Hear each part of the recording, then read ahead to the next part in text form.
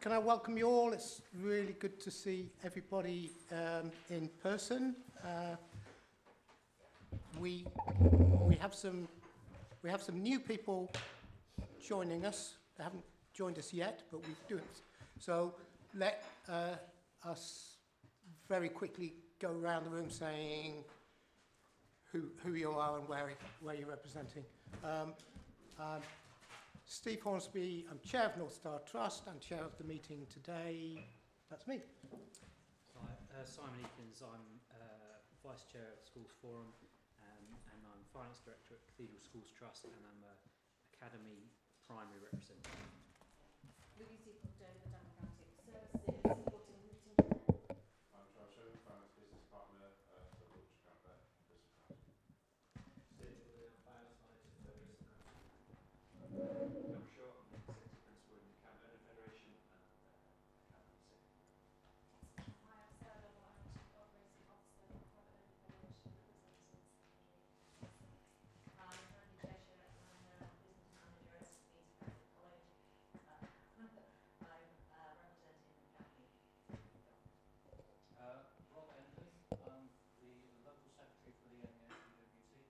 I'm now the joint teaching unions representative on the schools. Hi, I'm Kate Peel, I'm the interim head teacher at Oxford Thursday School and I'm representing BT Thursday Schools. I'm Alistair Brown and I'm representing nursery schools as a governor representative. Nigel Park, I'm a governor representative for maintaining primary schools. Lee Hannon, governor representative for maintaining primary schools. I'm Melanie Bunce, I'm Business Manager at Ashley Line Schools Federation and I'm a maintained primary rep. I'm Nikki Pearce, School Business Manager at St Bernadette Catholic Secondary. I think I'm representing maintained secretaries. Delegate, I have delegated me to be here, yes.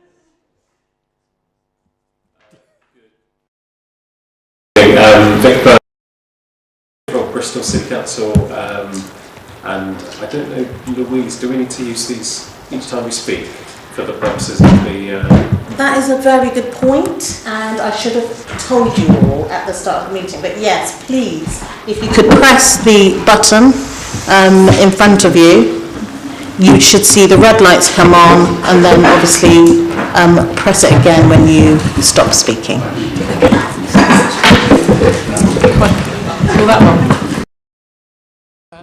And we had a little learning experience last time around to film or not to film, and I think the answer is to film. So we are being recorded. we are being recorded. It would normally be a webcast, but unfortunately we're not webcasting today, we're recording. Okay, very good. So next, Do you want me to go through forum standing? yes please.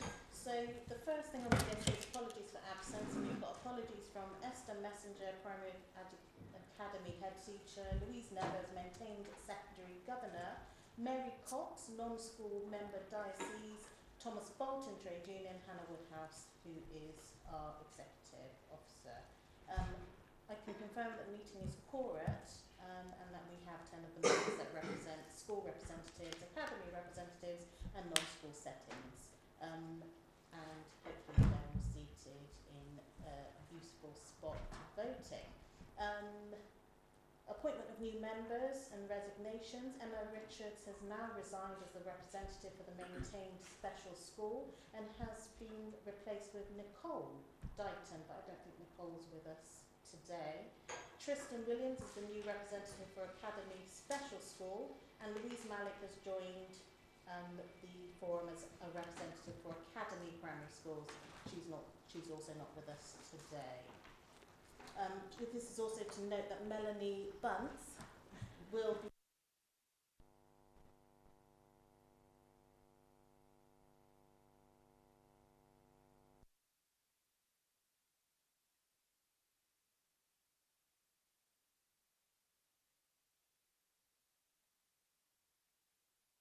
the current vacancies are as follows. we have 2 times maintained primary head representatives and 2 academy primary governor representative vacancies. These have been advertised via the head teacher's bulletin, but as always it would be appreciated if members could circulate via their own professional networks as well. So can I hand back to you, Chair? Thank you very much.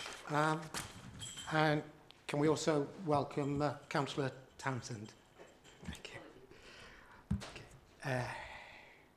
Okay, so we go on to minutes of the previous meeting. Has anybody got any material points? You saw them? Okay, that's fine. Very good. And can we go to the actions from the meeting? I've got too many windows open here. Have you got a hard copy? Thanks, Louise. Shall I hand you the minutes? Yeah, thank you.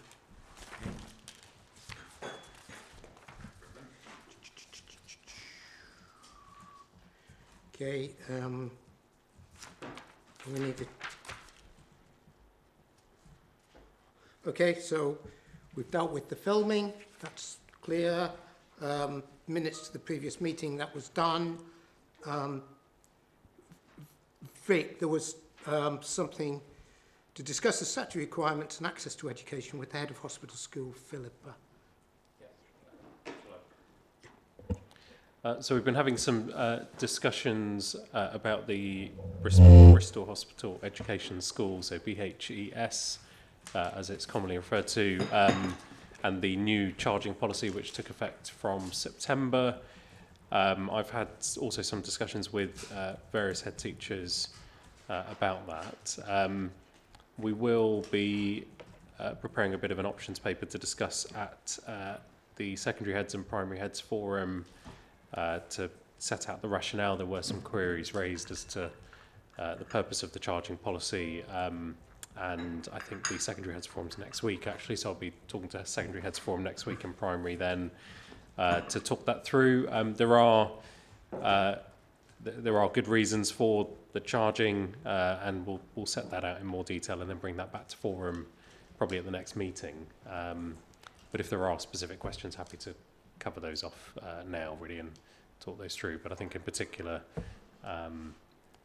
part of the charging proposal is related to the deficit on the hospital education service and its ability to ensure that it has adequate provision for all of the children that it has demand for, and that's been part of the rationale, but we'll go through that in much more detail when the options papers come through. Any comments, questions? Okay, thank you, that's comprehensive. I don't know if there was a question. Nope. All right, okay, thank you. We've just had a couple of people join. Do you just want to say hello and where you're representing? Hello, I'm Amy Morrison. I'm here representing Prue's head of St. Nice Academy. Oh, yeah, David Ockland, National Education Unit. Actually, Rob's here in my place, but I'm here more as a... Okay, yes. Make a comment. Okay, thank you. Right, the next one was 5, Stephen. Finance officers to present an update on the safety valve initiative at the next forum to share progress on these matters alongside the wider concerns and ensure full transparency. Yeah, so we have an update on the DSG which will come through the report today, and we are preparing a report on the safety valve and the various projects that are happening underneath that. So we'll bring that to the next meeting with a written update. So we'll put that as an agenda for the next meeting. Okay, thank you. Vic, I guess the next education officers to give an update on the primary place planning report. That's a mouthful. Right. Yeah. Thank you. So place planning. So as we know and reported at Forum, I think 2 meetings ago, there is a fall in birth rates which are hitting particular wards in the city, and leaving us in a position of surplus places. The deadline for us to have started consultation for any reduction in PAN, which would then take effect in 2026-27, was December, and we started consultation in 6 schools, 4 of which are academies, and 2 of which are maintained schools. So that's Parsons Street, which is a 2-form entry primary proposal to move to 1-form entry. 2 Oasis schools, so Oasis Academy Connaught from 2-form entry school to 1-form entry. Oasis Academy Marksbury Road, again 2-form entry to 1-form. And Ashton-gate Primary from 4-form entry to 3-form, so 120 to 90.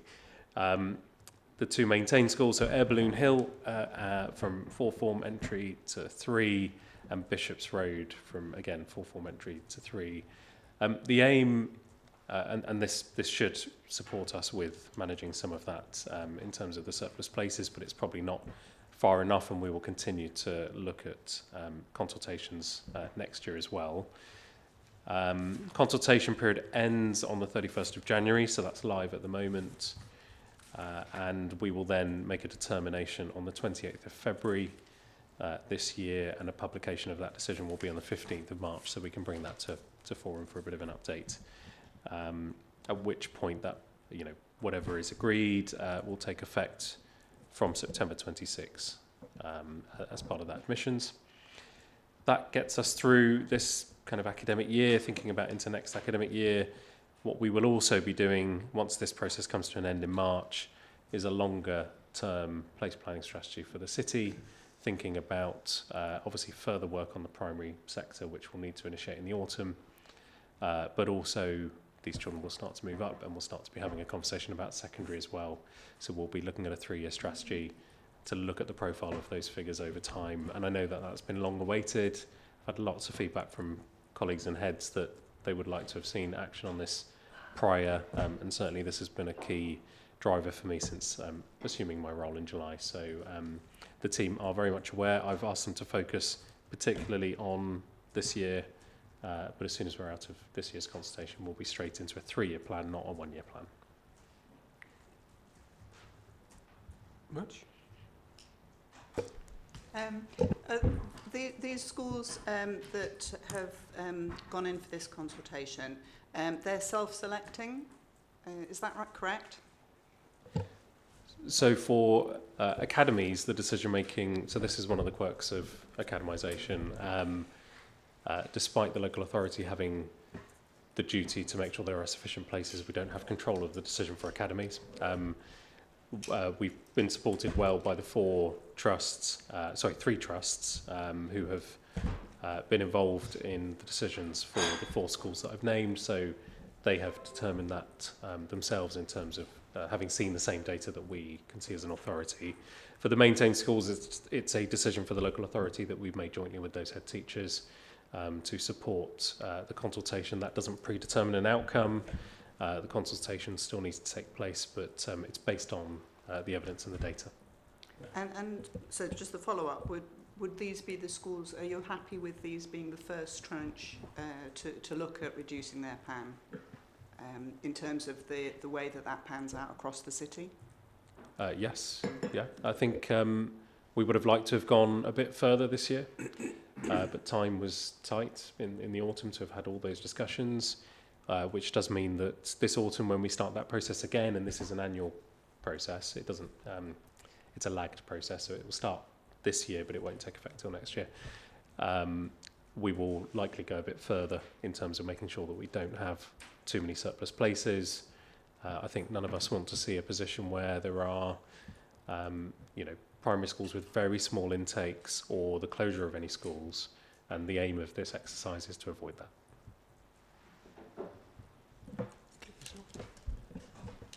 Thanks for that, Vic.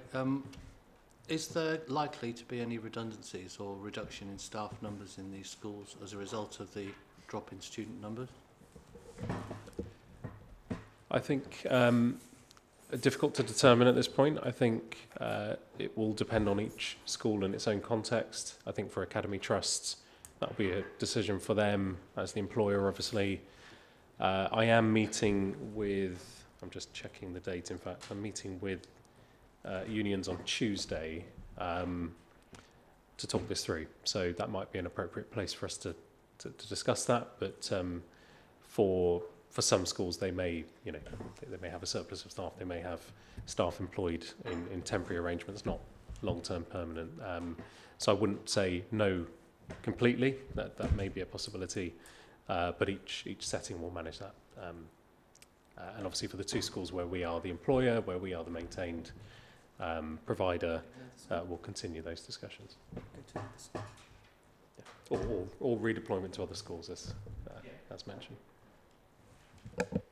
I should add, we certainly need teachers in terms of, you know, I think the pipeline of teachers is a challenge, so I would hope that we wouldn't be in a position where, you know, there aren't teachers being very redundant, but this is obviously a reduction in and a continued reduction that will happen over a period of time, so we'll keep talking to unions about that. Ellie? Just for confirmation, primary planning, secondary planning, is there a separate strategy for SEND placement planning, and how is that, you know, how is that being integrated and planned for? Yeah, so we will have a kind of mainstream place planning strategy which will cover the primary and secondary. We have a separate sufficiency strategy for SEND which is being drafted. I'm hoping to have a copy of that in April. That's not preventing us from continuing with expanding provision, because we do know where we need provision, particularly over the next year, but we want to have a longer term view of that. So it's not holding up anything in terms of our ambitions in terms of capital. And there's, you know, I've been working with the team, and we've got about 80 places that we expect to open this September, which is really positive towards our target of 95. So more to do to find the additional 15 that's part of our target and exceed it if we can. But really positive work there. If helpful, I can bring that back at some point to this group, or if more appropriate, bring it to primary and secondary heads and special heads forums. Can I ask a question about early years, thinking about the expansion of 2-year-old places and also nursery places? So if numbers are reducing in schools, will that impact on having more children in early years, do you think? Or is there no link? Could you explain it? Sorry. So there's work at the moment, isn't it, about expanding nursery places in primary schools. So for the schools, if they've got reducing places, they're going to have additional space, aren't they? So will that link to expanding with 2-year-olds and nursery places in schools that are reducing their numbers? Yes, so there's a national scheme which was part of a government announcement. I think it was £150 million to support primary schools to convert spaces into nurseries. We've had 20, I think, expressions of interest across our primary schools, all mix of academies and maintained, so a real mix. How many of those will be successful, we don't know, but certainly that's quite a positive level of interest from the sector. So I don't have an outcome yet. I'm not sure how long the government process will take to seek approval, but hopefully we'll get a good share of that funding.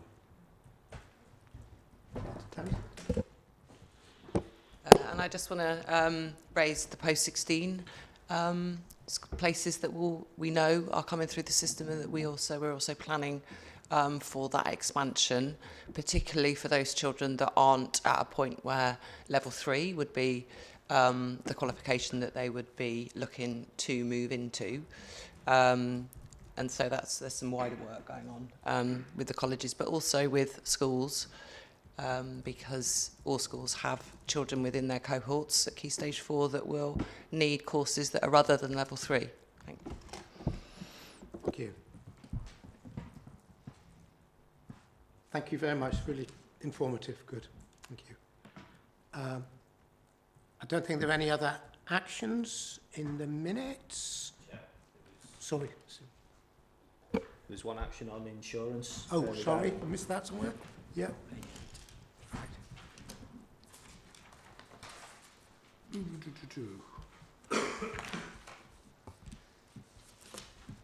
I know there was. I can't see where it was. There. Yes. Sorry, it was hidden in the delegations. Right. Okay. Yeah. Sorry, Steve. Yeah. Okay, thank you. I've received a response. This was in respect to concerns around the level of cover with the RPA insurance. They've responded only today, but basically they've confirmed that there's been no issues at all with the insurers in actually paying out for any claims. They're not aware of any gaps in the cover currently with the level of the RPA insurance. They have sent a copy of the policy, which through Democratic Services I'll circulate to forum members for information, and they've offered to have any conversations with any schools that are concerned about the cover, so I'll share those details of the insurance officers as well. Thank you. Sorry, and then there was one around education officers to liaise with governors' representatives to develop improved communication methods within the sector. It was in the context of the response rate, I think, to the consultation.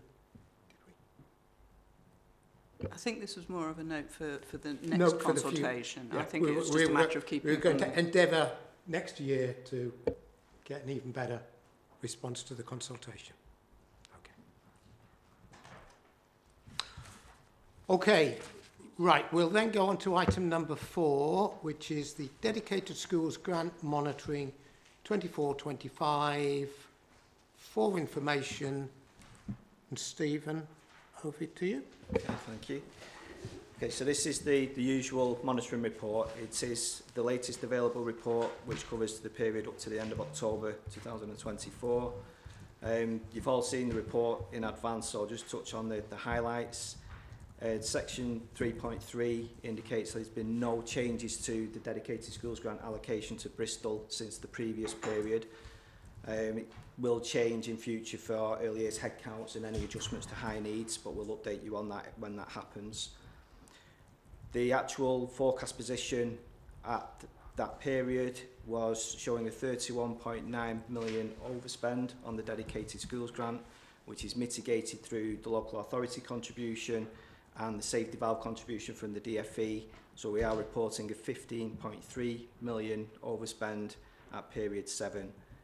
Table 3 breaks that down into the individual Dedicated Schools Grant blocks, and the narrative will indicate where the main overspend, as you'll all be aware, as we say at every meeting, is the high needs block due to volumes of education, health and care plans, number of children being educated in high cost out of borough provision. Those are the key issues there. I've mentioned the safety valve contribution, which continues, and that's factored into the future reports as well. So again, very brief overview as you're becoming used to, but happy to take any questions.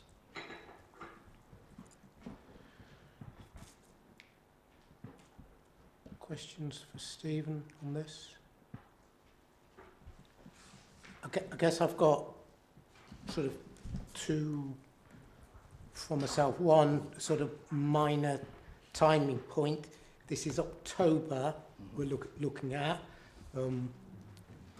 Is there any way we can get more sort of timely figures? And the second one, which sort of relates a bit to the safety valve action, is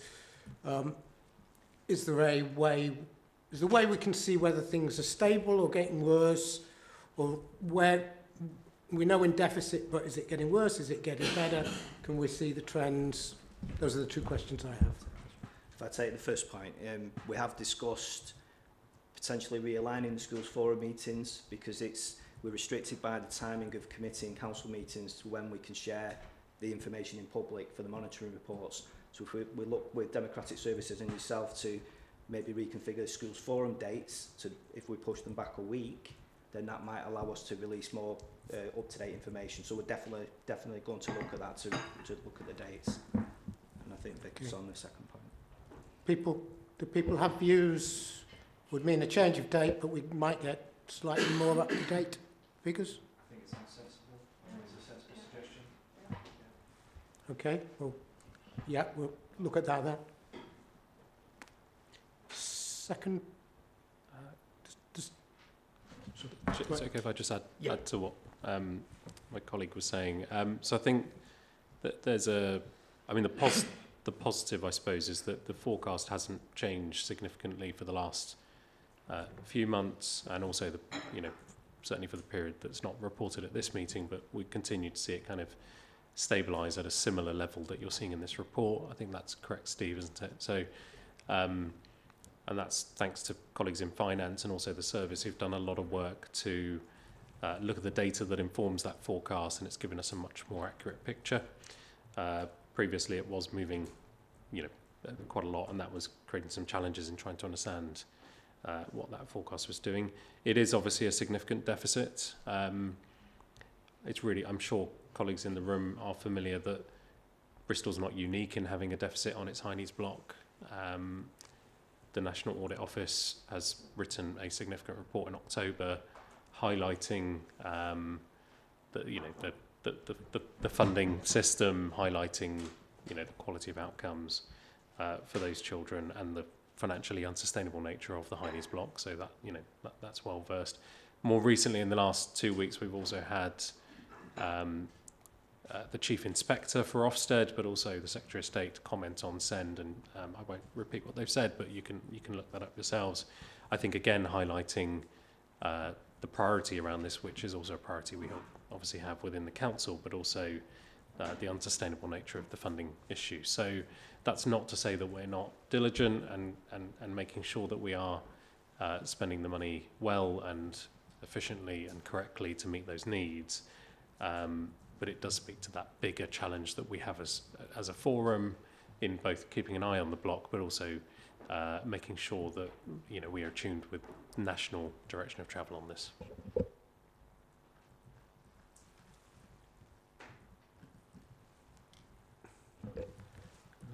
Yes, Simon, and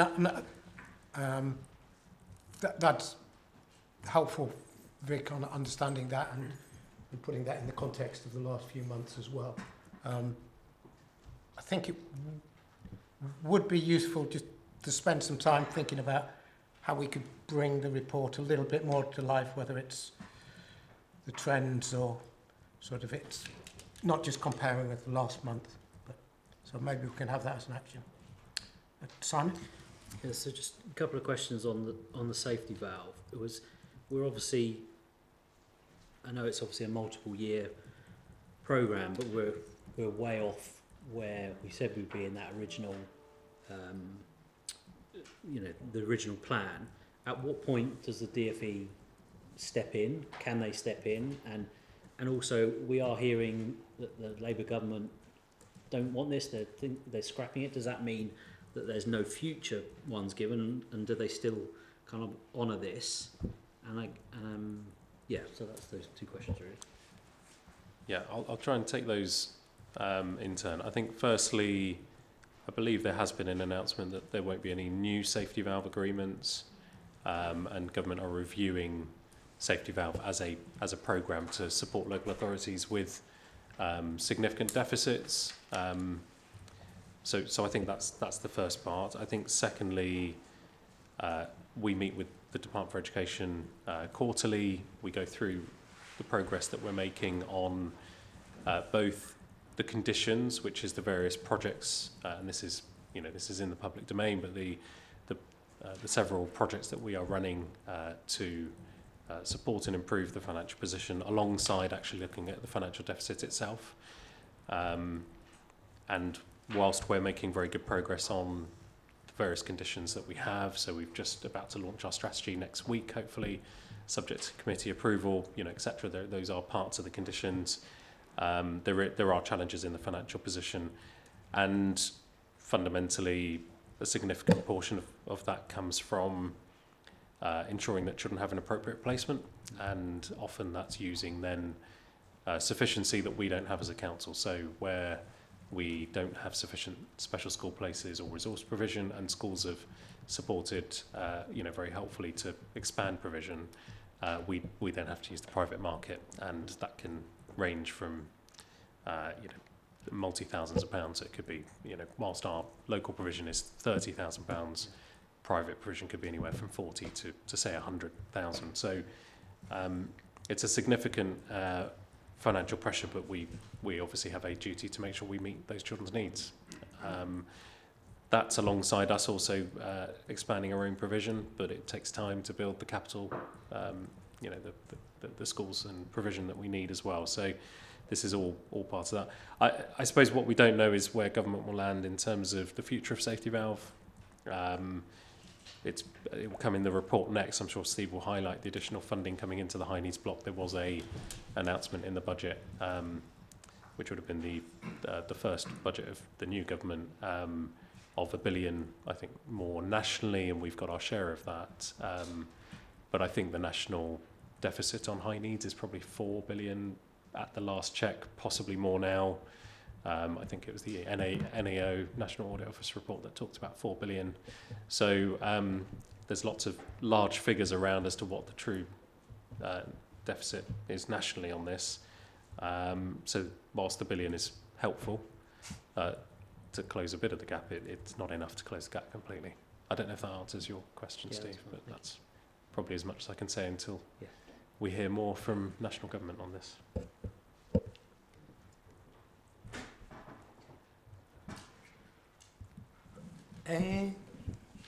Anything else on the dedicated school block? No. Okay. Was that Nicole? Yes. Do you just want to introduce yourself and say hello and welcome? Yeah. Apologies, there was a crash on the M32. I've been stuck for quite a while. I'm Nicole Brighton. I'm the executive head teacher of Bristol School, which is a school in Bristol, and I'm here representing Maintain Schools. Okay, thank you. Welcome.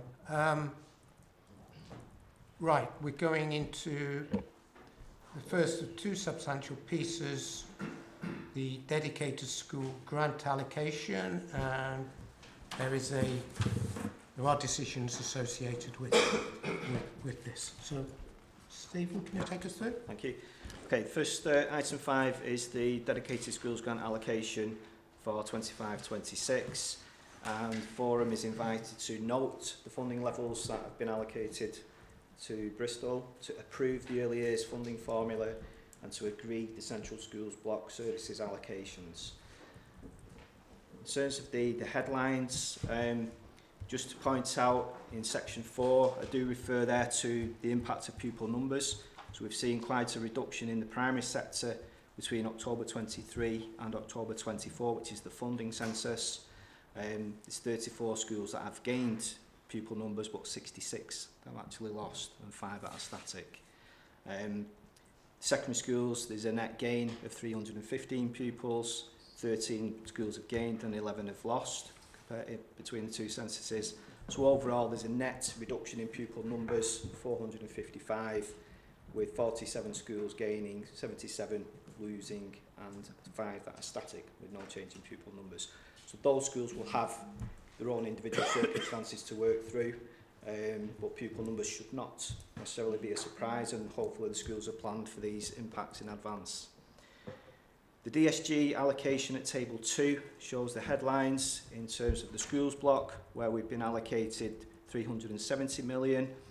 It's a significant increase on the previous years, but you should note that is significantly in respect to the transfer of grants. So the core school budgets grant, the teachers pay additional grant, and the teachers pension employer contribution grant have been transferred into the dedicated schools grant.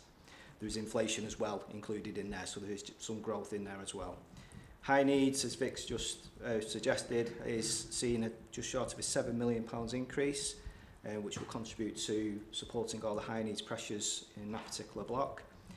Early years, you can see there is just short of a £24 million increase compared to the previous year, and that's to fund the continued expansion of early years free entitlements from September 2025 for children eligible from age 9 months and up to under 2.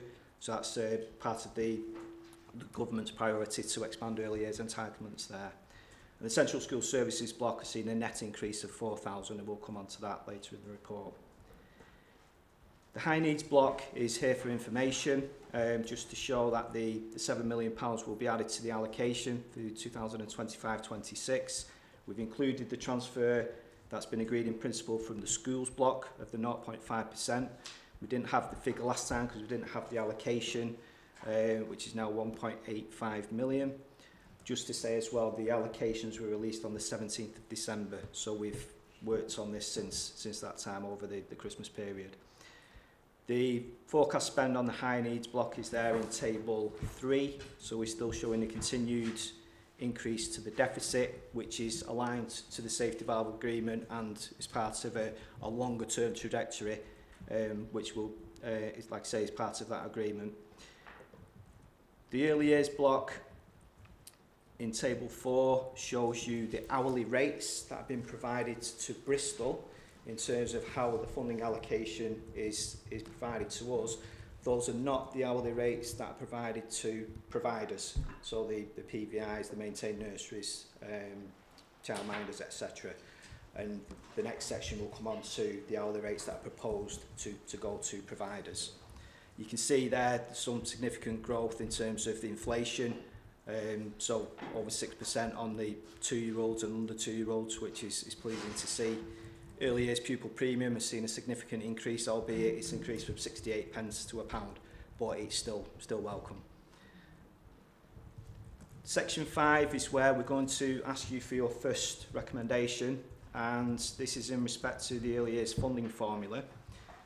So this has been subject to detailed consultation with all early years providers, and there was limited response due to the Christmas break, but it was unfortunately we couldn't consult at any other time because of the delays in when this information came to us from the Department for Education.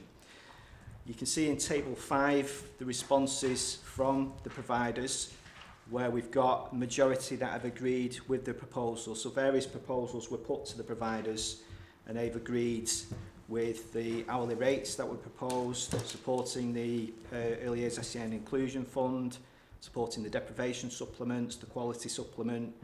There's quite a low response or agreement on the 3 and 4-year-olds proposed rate, so I have clarified that with the early years team, and that's pretty much in respect to the providers not being happy with the actual rate that's provided to Bristol. So there's nothing we can do in terms of increasing that for the providers. We can only provide the maximum amount we're allowed to, but I think that's something we'll take back, obviously, is lobbying central government for more funding for 3 and 4-year-olds in the future. Section 5.4 confirms the proposed hourly rates that were in the consultation. So you can see there all the different rates for under 2s, 2-year-olds, 3 and 4-year-olds. The maintained supplement. DAF is Disability Access Fund for those eligible for claiming disability benefits, and early years pupil premium is the EYPP. So at section 5.4, I'll pause there. That's where we are asking for your support to agree the proposed hourly rates in line with the consultation responses from the early years providers. Okay, so before we do that, any clarifications or questions or comments? Ali? Hi, I just have some questions. So I'm an English teacher, maths is not my thing. The opening balance for 2025 was originally it's 20%, 28% over what was originally predicted. So for 2025-26, we're expecting a closing balance of 62.563. If we're as much out for next year as we are this year, we're looking at 82 million over, which would mean we are at the position where we were worried about 2 years ago without any mitigations at all. So it's just sort of clarification on why the predicted deficit or the predicted in-year overspend continues to rise more than we're predicting it. Does that make sense? Yeah. It does make sense, and I think that's part of the timing of developing all the transformation of high needs and developing in-borough provision. So we have agreed with the Department for Education that the deficit will increase over the next period of time, a few years, until 2029-30, when we balance within the high needs block. So it's all part of that trajectory of acknowledging we need to spend to develop provision within the borough, which will then ultimately save on those children going into the external high cost provisions. So you can see the in-year overspend is forecast to decrease but compared to the current year, but there is still an increase overall, and it's because of that investment that's required to then ultimately save it, you know, to make the savings in the future years. And like I say, that's all agreed with the Department for Education.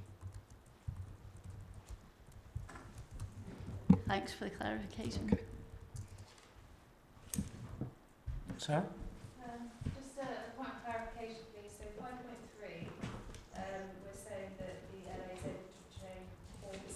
Is that what's included in the calculations? Yes, definitely. Last year we could retain 5%, but the DfE have reduced that to 4%, so that increases the maximum amount going out to providers, so it benefits all providers by us retaining less. Okay. And that 4% is then used to provide services to support early years? It contributes to the early years central services, so all the team that support the early years advisors, the early years eligibility team who do all that, you know, checking of the managing the early years single funding formula, so it contributes to those teams.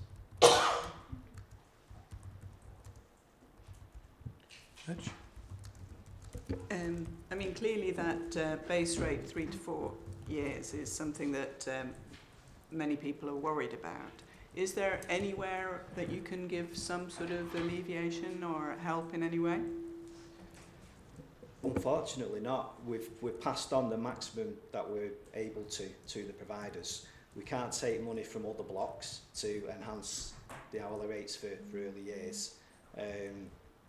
So it's the dilemma we've got. Obviously we can only allocate the funding that we're provided with. It is a national issue. It is something, as I say, that local authorities are lobbying on.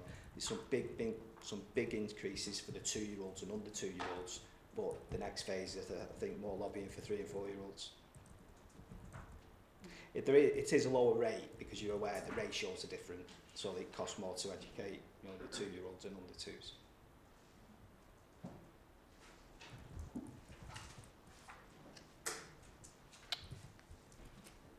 Okay.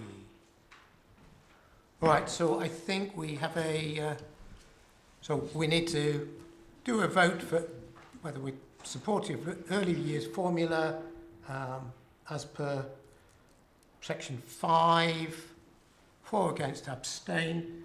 Maybe if everybody who's for, who's eligible to vote, sticks their hands up, maybe Louise, you can count with them. Everybody's able to vote. Everybody. Okay, so all those for, put your hands in the air.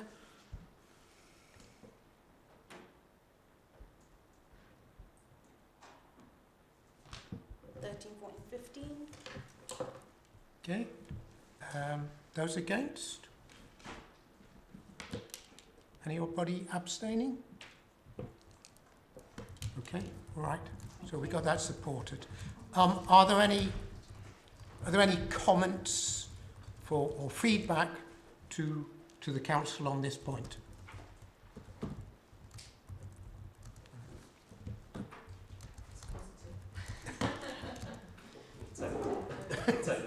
Yeah, so there has been a real increase, and I think it's, you know, it's not anytime soon. It just means that we're not losing money every year, which is why early years is in deficit because of underspent all the time with government. So we're happy that it's gone up, and especially like the early to premium and for our 2-year-olds. So it's really Okay, good.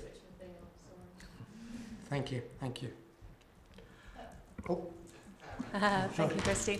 Yeah, and I just make a point, you know, the whole budget and the expectations gone up considerably, so it might be something we want to revisit at a future forum in a bit more depth than we perhaps have done previously when we start the new financial year. So just a thought on that one. Okay. What sort of thing is in your mind might be helpful? Well, similar to safety valve, where we go through the spend on high needs, we could do a paper at some point specifically looking at early years in some more depth, so we can see where it's being spent, yes, etc., which I think would be helpful. I think that's possible. Is it?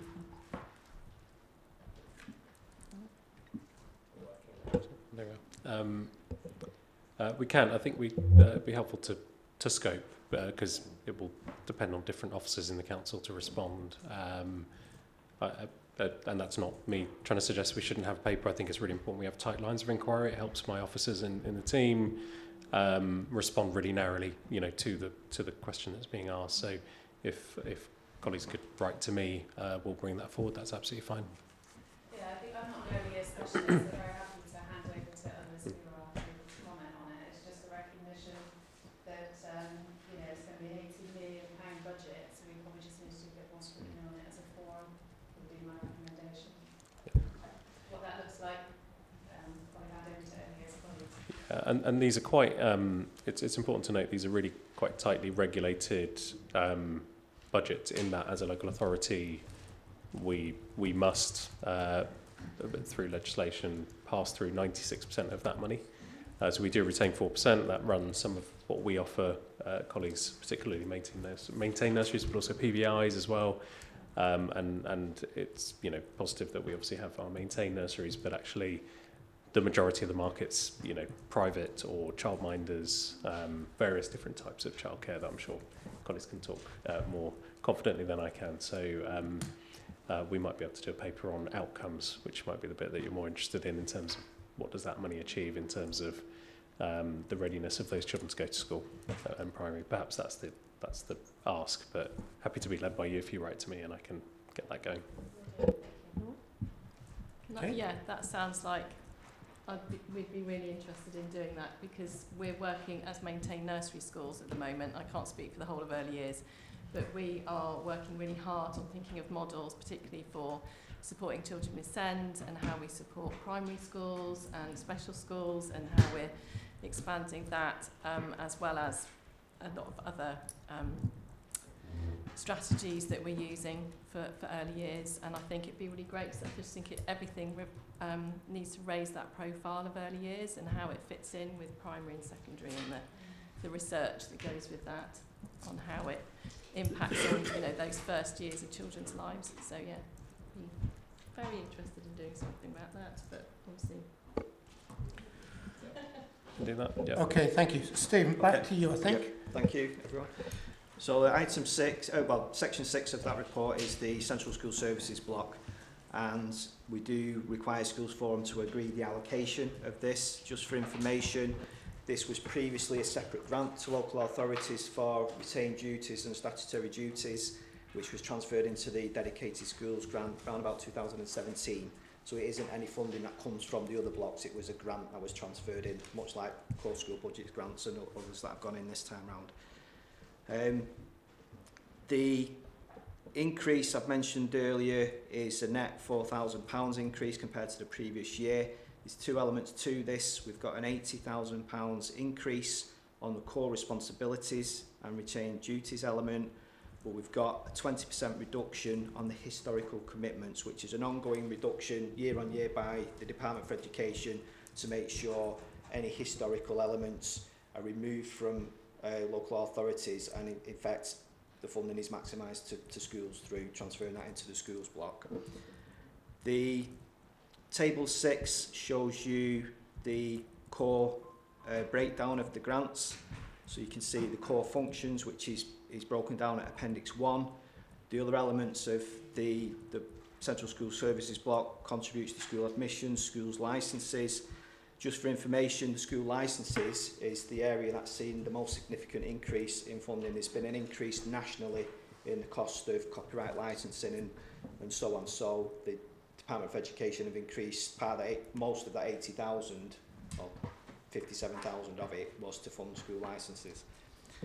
Contribution to Schools Forum time for meetings and the like.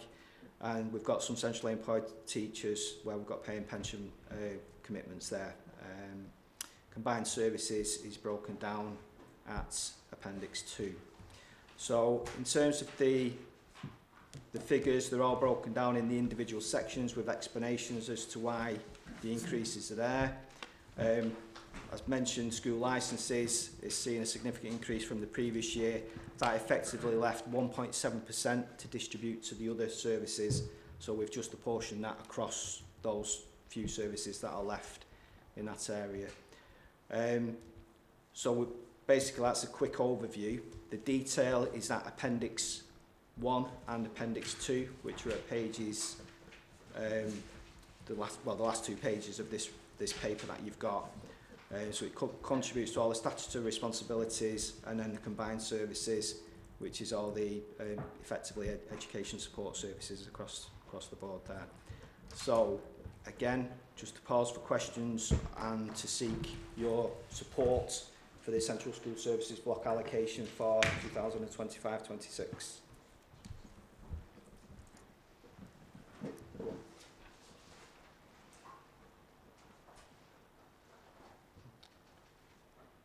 Any comments, observations, questions?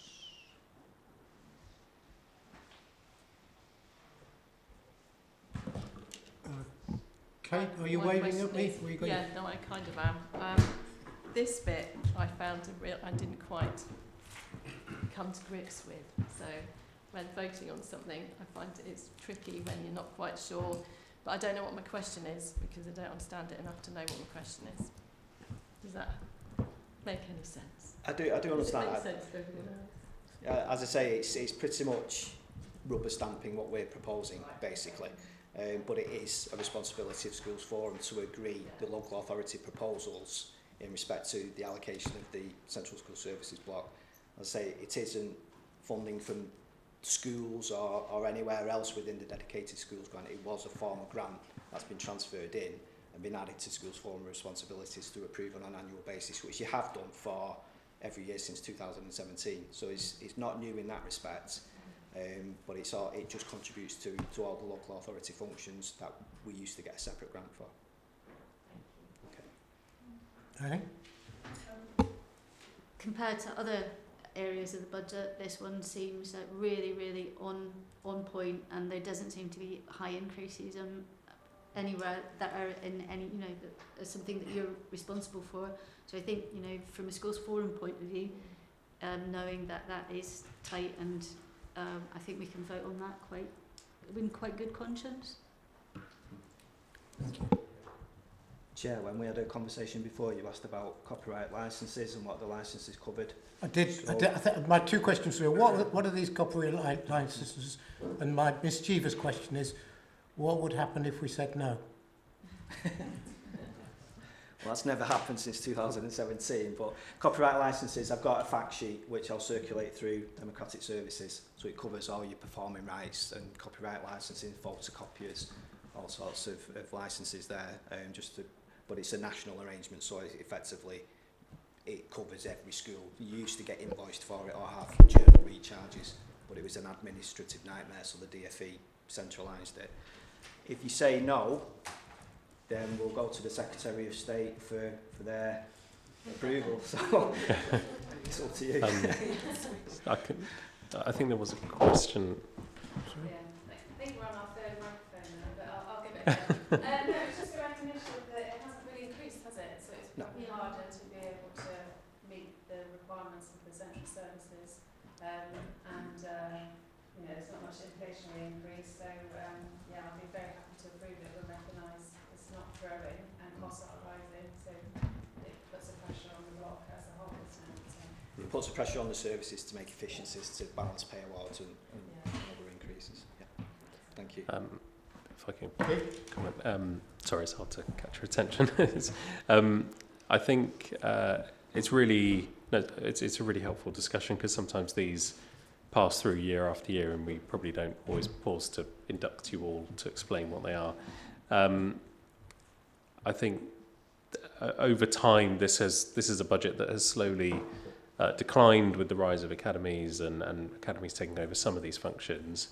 But obviously much of this isn't the full cost of what it costs predominantly my team to deliver these functions. So the council obviously puts its own funding in to support some of these things.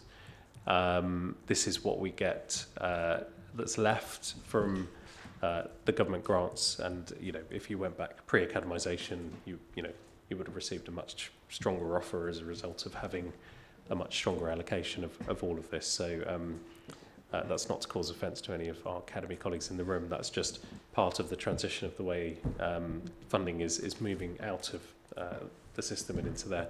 The thing is, we will still retain, obviously, functions around admissions, and obviously forum budget is in here as well, which is quite helpful.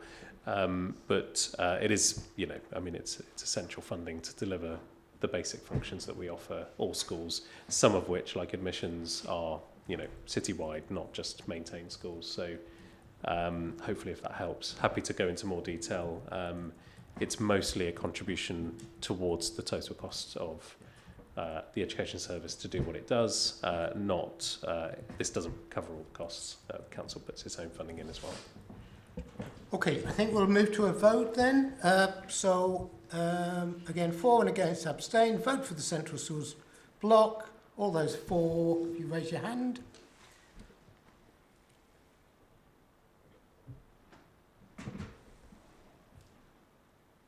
Okay, 14. Anybody against? Anybody abstain? I think we had one abstention, didn't we? We lost somebody? Did you vote, sir?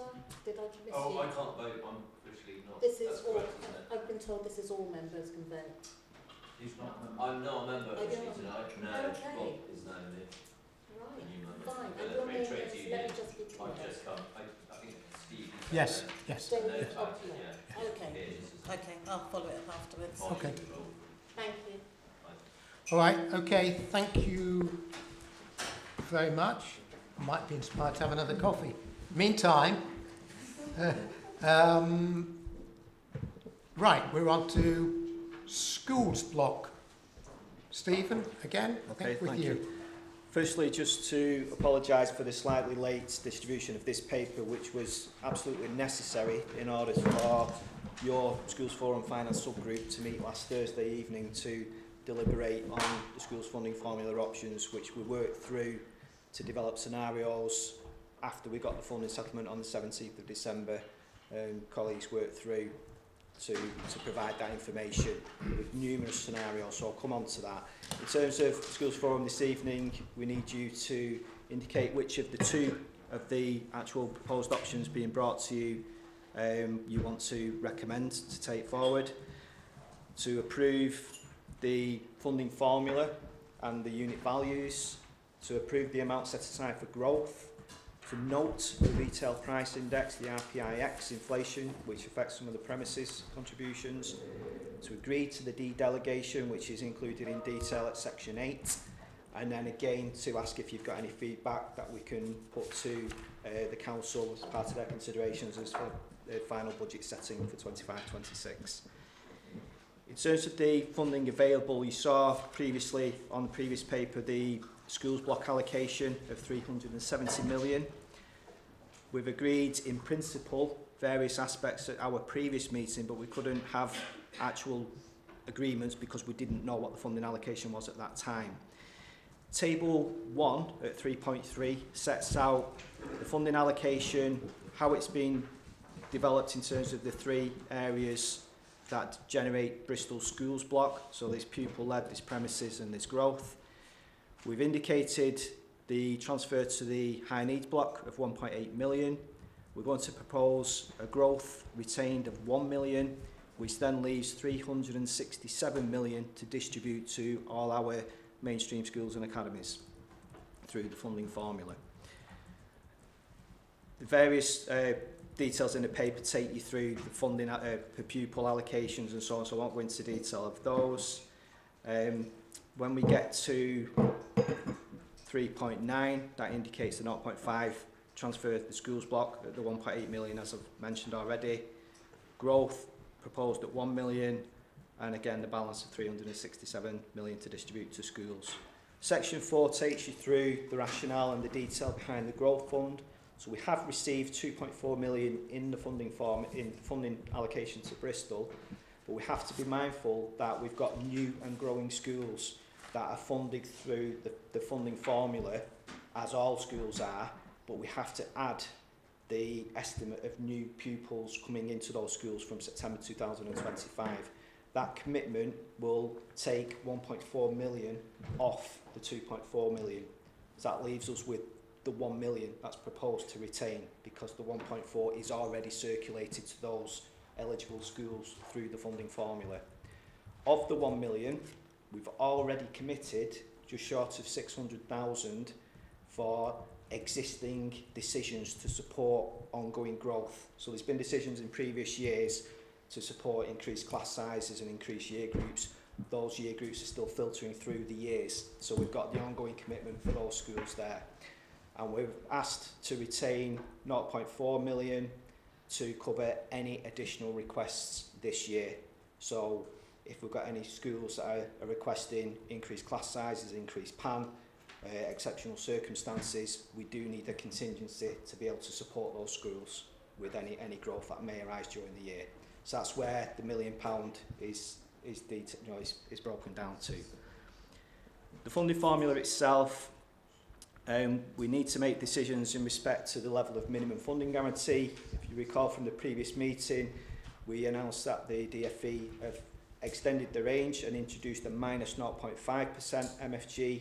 So we need to agree the level of that, and we'll come on to that with the funding scenarios that the subgroup have worked through.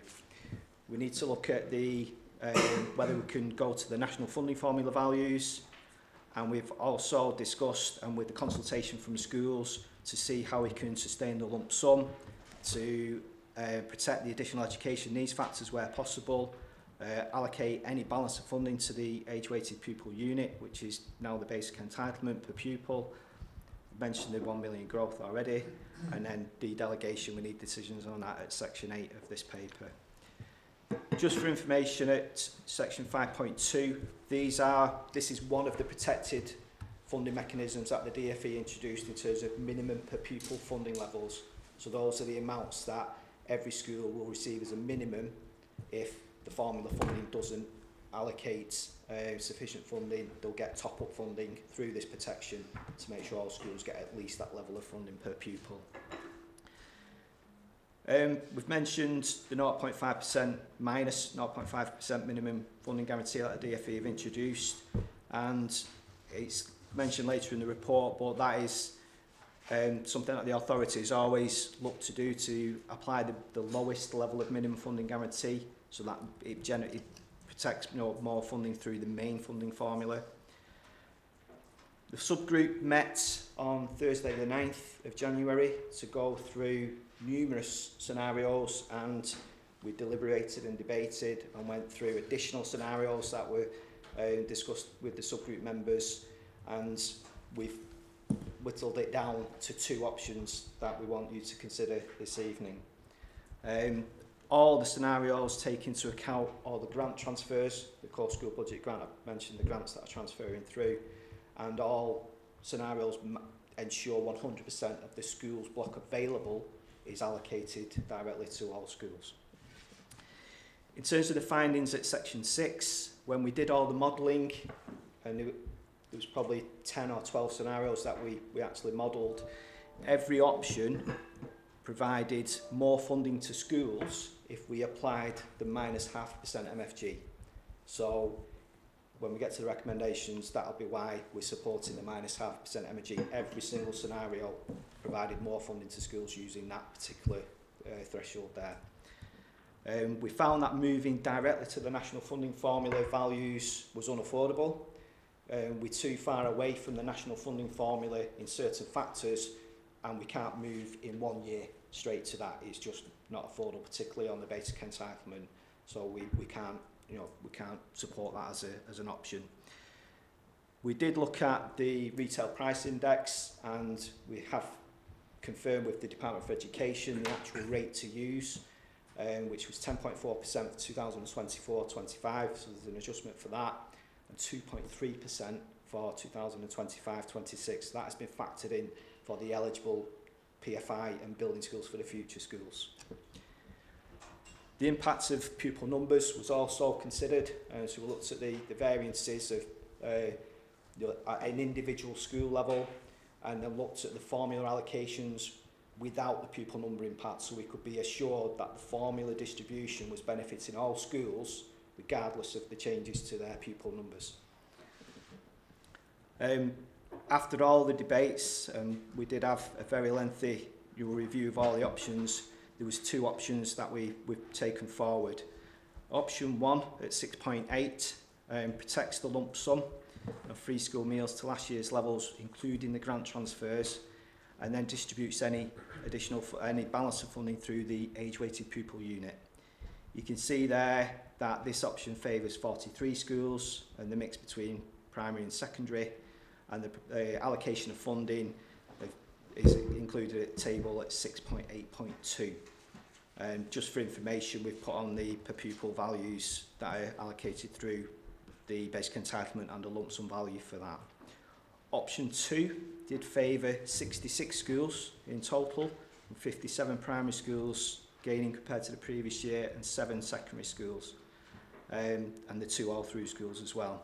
And again, the mix of funding is shown at table 6.9.2, and the funding unit values, the main ones, are at 6.9.3. All the details of the unit values, the indicative school budget allocations, the distribution of funding across all the factors were included in a separate paper that you got with the appendices A, B and C. So they're there for information. And based on the findings, the local authority at 6.11 would recommend the option that favours the majority of schools, so option 2 over option 1. And option 2 we've put on there also supports previous decisions of Schools Forum into protecting the additional education needs funding as far as possible. So section 7, we've got the recommendations. So we've asked for you to agree the minimum funding guarantee at minus 0.5%, to note the retail price index, to agree the growth retention of 1 million as I've outlined, and agree to the funding formula option 1 or option 2.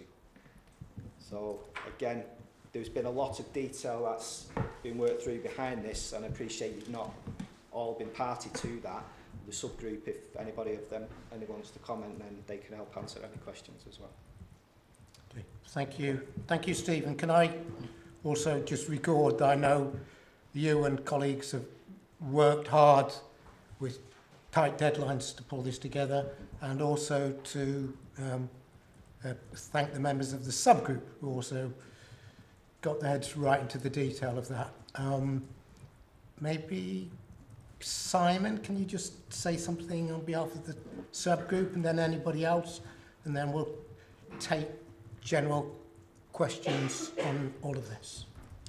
Yeah, I guess one thing worth clarifying is that the subgroup and officers modelled various options in addition to the 2 that have been shown here, and the only reason that those have been discounted and not brought forward is because they didn't benefit as many schools as these ones. We've not tried to do anything underhand. Just wanted to make sure we clarify that, so that they were just not beneficial to. In fact, one of the models was not beneficial compared with the other ones to any school, and also the idea of the models that we're proposing has the MFG at minus 0.5. Is historically we have always gone for as lower MFG protection as we can, so that we're not. It's quite a complicated thing, but essentially, if a school's demographic changes, say for instance they get a lower PP number, or the lower deprivation, the MFG has often just protected them and kept their funding at the levels that they've been used to when they had a different demographic. And I think that's been kind of like against sort of what we're trying to do, because if you're protecting one school when their demographic has changed, it means you're actually taking money away from another school where the demographic is going the other way. So I think that was the logic behind it, and that's why when we had this opportunity to do minus 0.5, whilst there will be 1 or 2 schools that will suffer from the result of that, that allows more money to go to the schools that need it in terms of their demographics. Okay, so Steve, is it okay if I comment on? Yeah. So I'd echo thanks to colleagues in finance, because I think that also involved working on Christmas Eve as well. So thank you, Steve and Travis, for that, which was a consequence of the lateness of the budget being announced by the DfE, but thank you for colleagues because they'll have turned that around really quickly. I think my only comment, and again this isn't to sway forum, but we do know that our children who are identified as receiving free school meals do have lower outcomes in terms of attainment when compared to their peers who are not being supported through free school meals, and we know lots of the reasons for that. I'm sure colleagues look at that pupil premium data all the time. So I suppose if one of our principles, I suppose, is to make sure that the funding is supporting those children that need it most, then option 2 I think is probably the most beneficial in that respect. Although some of these are marginal shifts, they're not big shifts. But just to link this back to attainment, because sometimes we're looking at just money and we're not looking at how this links to outcomes and the enablers that help a school do what they need to do every day. So if it helps at all in terms of just some additional context, then certainly colleagues from primary and secondary mainstream schools will know the outcomes they have in their schools and their colleagues as well and neighbours. So just a point to link it back to attainment outcomes.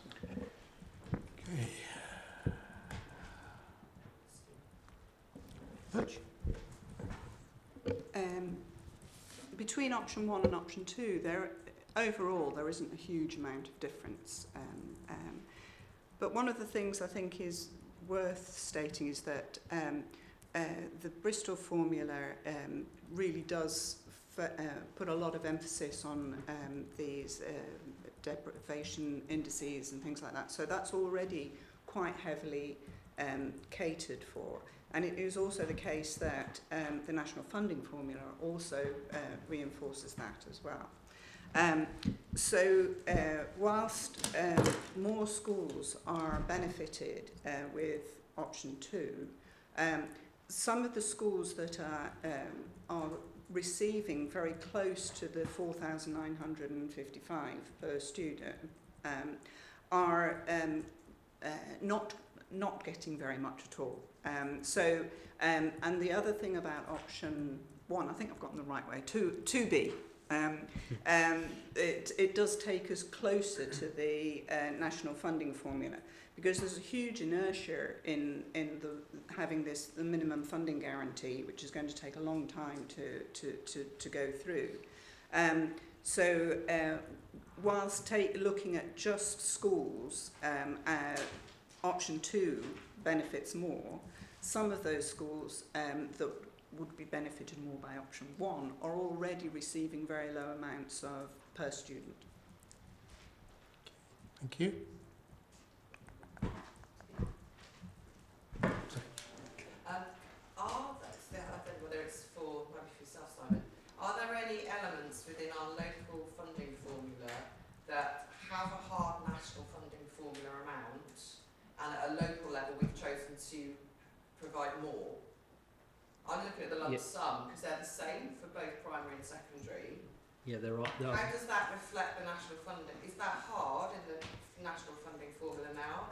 The lump sum is within the tolerance of the 2.5% threshold. I mentioned this at the last meeting. We have what's called mirroring the national funding formula, and if the value is either 2.5% above or below the national funding formula, it seems to be mirroring with a 2.5% variance on the lump sum.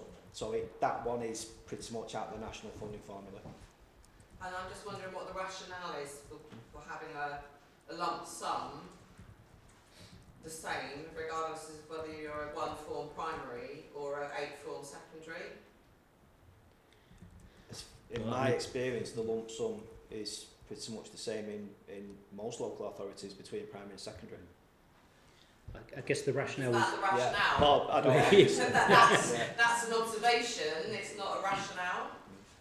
I guess the rationale would probably historically be that a school, whether they've got 1 student in it or 1,000 students in it, has certain fixed costs, and that's what the lump sum, like a head teacher or you know, so that's I think that was originally the rationale, so as to why it doesn't differ depending on the size of the school. I understand that from a primary 1 form entry perspective, but at the secondary level we get the economies of scale. So that's, I suppose that's the bit I'm trying to get to the answer for. What you'll also see on the secondaries is they are very much higher weighted on the other factors. So which recognises for secondaries with key stage 4 exam fees, for example. So there is much higher weightings in secondaries for the other factors. The lump sum is quite generic. As I say, I don't understand the rationale behind that, but maybe it's because all the other factors are higher for secondary to recognise the cost of educating secondary age pupils. But going back to your other point, so that obviously there are some of the factors, they can't be less than 2.5% below them, but there are some factors that are significantly above. Some of the deprivation factors that we've, you know, focused on over the last few years, they are, you know, higher than the national funding formula. So, and that's mostly in those deprivation factors, like the free school meal percentage or the Ever 6 or the lower attainment. Right, so am I correct then? Other than the ALPU, there is no other element of the funding formula that currently is hard. The ALPU isn't either. No, That's below there's a the range. national There's a funding range formula. for that as well. Right. Yeah. So there's and you've gone for the minimum. What I should have possibly said as well, just for information, is that we have a mandatory requirement to move 10% closer to the national funding formula for all values. That's factored into all the scenarios we work to. So if we're below, we've moved 10% closer and moved 10% down for those that are above.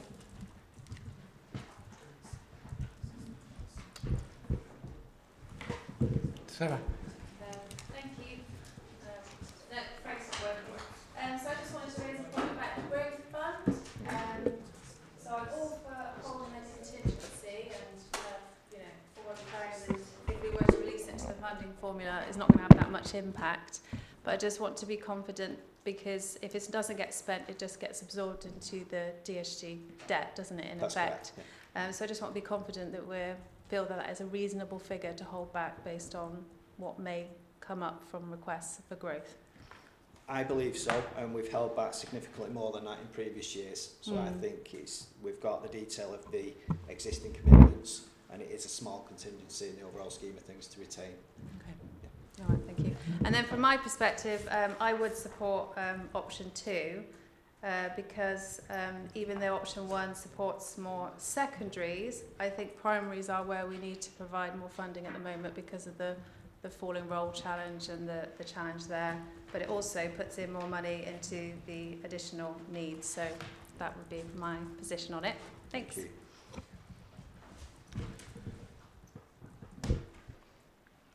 you. I mean, just on the growth fund, I think the forum, the forum should be advised regularly on how that growth fund has been used. So can we note for future meetings, it would be good to be able to be briefed on how that's been used, and I guess that sort of links a bit to Sarah's point. It doesn't just disappear, as it were. Not that it would. Can I just ask a question on that? Yeah. Are we able to change the decision through the year if we get more information? No. No. So, you know, having the information or not is not going I don't think you'd want us to, is what I would say as well. You've got to Because set your budgets. unless it depends how much you enjoy changing budget mid-year. No, I think it's fairly set once we've set it, and we've got to tell government what our outcome is, don't we? So. Officially we can, but we'd have to go to, we'd have to go to the Secretary of State to disapply the funding formula for all schools. I think that's and then almost, you know, and that would create untold turbulence. So the purpose of getting more information on this growth fund would be to help us make a decision next year? Yes. Yeah. I think we calculated it was a very, very tiny amount per people once it was spread out, even if we had that 400,000. 100,000. It finds its way back into the system as well where it's needed. If you underspend, you can just... If you underspend, it gets spent in a sense, and it gets spent on children, not on, I think that's fair, Steve, isn't it? It will fundamentally find its way back into the budget, even if it rolls on. So it will always follow pupils, if that helps. Typically, it doesn't underspend by much. Usually, it gets used to help schools that need to put on an additional class to fund the teachers, etc. Yeah, and we want to continue to support those requests. Okay, so before we go to the vote, anybody else want to make a statement or clarify anything? No, right. So the first thing is the proposal is that we go to the -0.5% minimum funding guarantee. So all those in favour of that, could they raise their hand, please?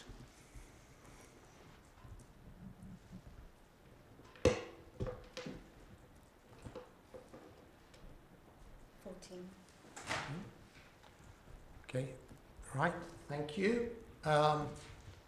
We note the retail price index, thank you.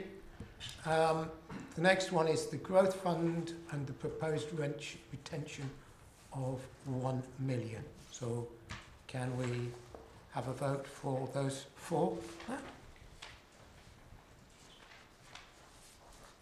Louise? Sorry.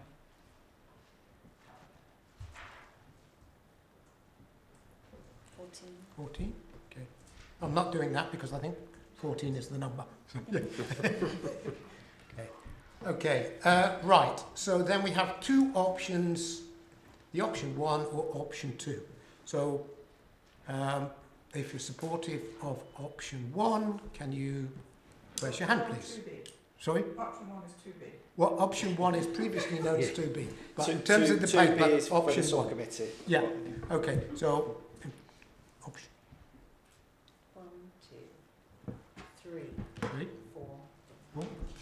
Option 1, 3 for option 1. was it 3 or 4?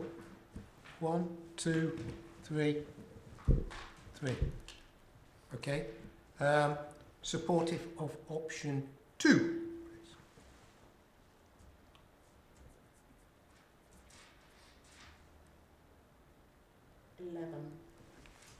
11 plus 3 is 14. Okay, right. Option 2 as well, is it? Okay, yeah, thank you for that. It is a complicated matter, so thank you everybody. Steve, I think we're going on to, last but not least, the delegation, which is section 8. We are, thank you. And thank you for decisions on section 7. The delegation I've kept brief. You've previously seen the detailed consultation that went out to all schools. We've had the deliberations at the previous meeting where decisions in principle were agreed and then subsequent conversations occurred. I've included at table 2 the proposed per pupil rates, which were detailed in the consultation, and there's information there around the increases for inflation and other costs. Essentially, the last page is a summary of where I believe we're at. So we had the conversations at our last meeting on the 26th of November and the decisions in principle there. Subsequent conversations on the 2nd of December for the primaries, and we had notification on the 4th of December for the secondaries, and we need to reach a final decision this evening. So we've got the blank box there for your decisions on delegation. This is for the maintained representatives only. Okay, anybody can discuss, but the vote is for maintained. Just Vic? a point of clarification. I don't know. Do we have a secondary, maintained secondary? Yeah. Nikki, you're maintained secondary. Yeah. Oh, the power. Okay. You are. That's right. Well, there's only 2 anyway. There's only 2, so yeah. There's only 2 schools anyway. Yes, Yeah. yeah. Okay. So, sorry. Yes. So, yeah, I think perhaps we come back to trade union facility time separately. Would that be helpful? To cover the others first and then come back to that one. And I can make a comment on that. Okay. Absolutely. Yeah. Right, so... Can I just talk to the free school meal stuff? Yes. Yeah. I don't know whether it's working, but I just wanted to say to Forum that we've had a swoop, if you like, of the data that the council holds around those entitled to free school meals. They did one before the end of last academic year, and they've done another one this year.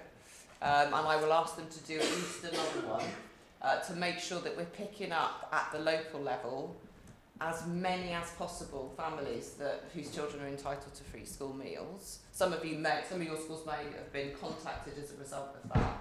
I've also tasked those data people to look at early years now, so that's coming forward as well. Free school meals? For the entitlement, to make sure that, because every school has to do this every year. It's a nonsensical administrational task, and I know that every school does do that, and also the early years sector have got to be working with families to try to get them to apply, because it's this opt-in rather than opt-out when it comes to the pupil premium entitlement. I'm not aware that the new bill that the Labour government is pushing through is going to bring about automatic registration at the national level. She commented on it today and said didn't think it would. Still, it's crazy. It's not. I mean, it's. But I mean, because there's a little bit in here about that free school meal kind of capturing that data. But I just want you to know that is now something that is happening on a at least a twice-year academic year basis, so that we are capturing any families that are either missing, weren't aware, have become entitled, all those sorts of things. And the first time obviously there was more, but the second time they did it, there was it was just over 50 families that were caught in that sweep to try to and sort of work with those families and those schools to make sure that we get them sort of registered for that free school meals, and then the pupil premium that comes on with it, to maximise as best we can locally the amount we're getting in from central. I just wanted to make that point. Thanks. Yes, thank you. So we just clarify that. So in that case, you then or officers have contacted the schools where those. Yeah. Yeah. Okay. All right. Yeah. It's a kind of. I'm actually surprised it's as low as 50 families. Cause there was one when I wasn't this role. I asked in the chamber, and there was a big piece of work that was done then, and that was the almost 2 million I think that resulted in. So most of those that haven't been captured were captured in that sweep. So what I'm asking the kind of benefits team to do is to just, can you update it? Can you go back and have another look and make sure that that we're capturing every single child that we possibly know about at the local level? That's not to say that every entitled family will be captured with the data that the council holds. And that's why we need automatic at the national level. But if we're not, unless and until we get to that point, we're doing what we can with the data that we have got access to.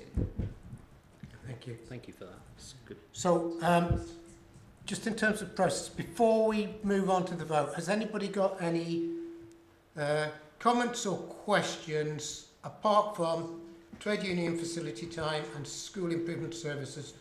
And I think we'll come to those in a minute. So any comments or questions or statements on?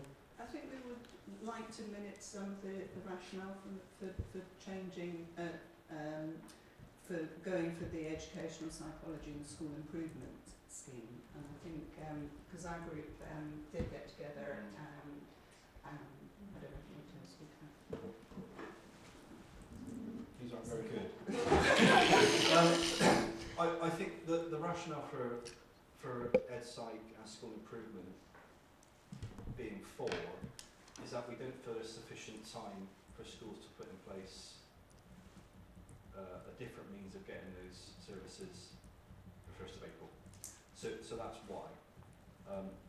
Not because we feel it does or does not demonstrate value for money or the right thing for schools. And we're really forced with that logic of making that decision due to the consultation, which we know has always been quite challenging. So it was, as we said last time, exceptionally low response, and those who did vote were split in favour of 5 and 4, and then they switched around on the other one. So, so it is 4, and that's our rationale. That comes with an offer of support from us to support the council and officers in revisiting the consultation process for de-delegation next time. November is going to come around very quick, so we'd really like to work with you to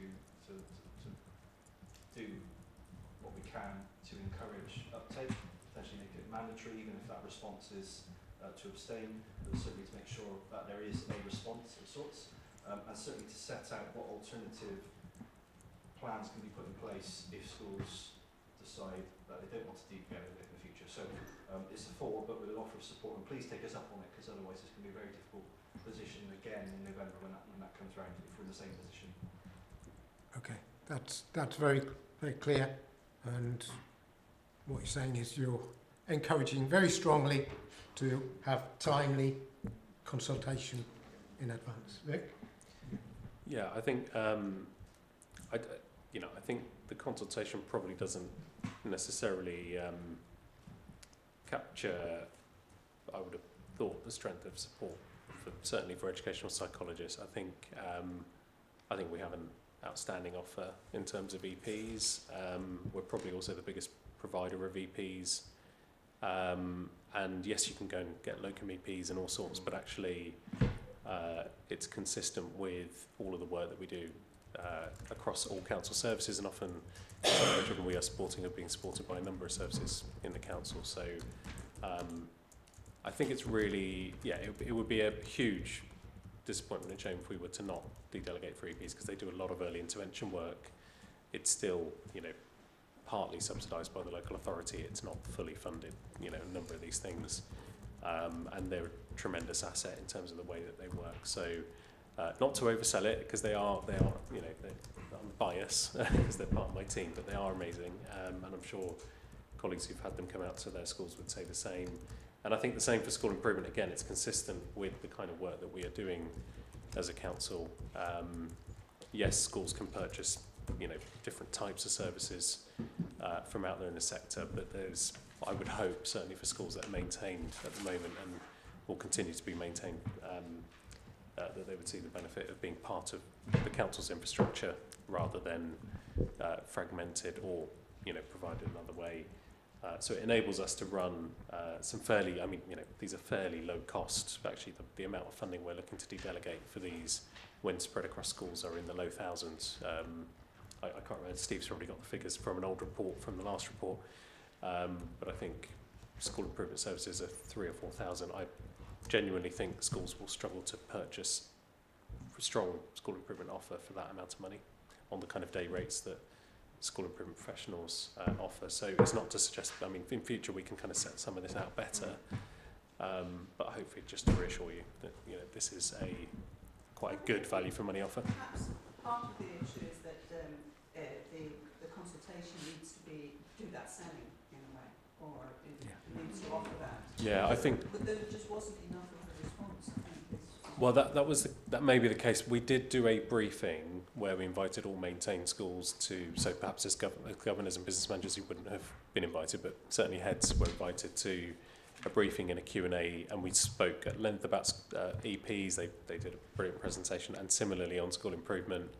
I've been myself to the Primary Heads Forum and presented our school improvement offer, and there would have been academy colleagues in the room who have their offer from their trust, but also for our own schools. So we did a lot of communication on this, and the feedback was generally positive. So I don't know if the consultation was a silent kind of majority of colleagues that were just quite happy with what was, or hadn't understood the importance of the vote.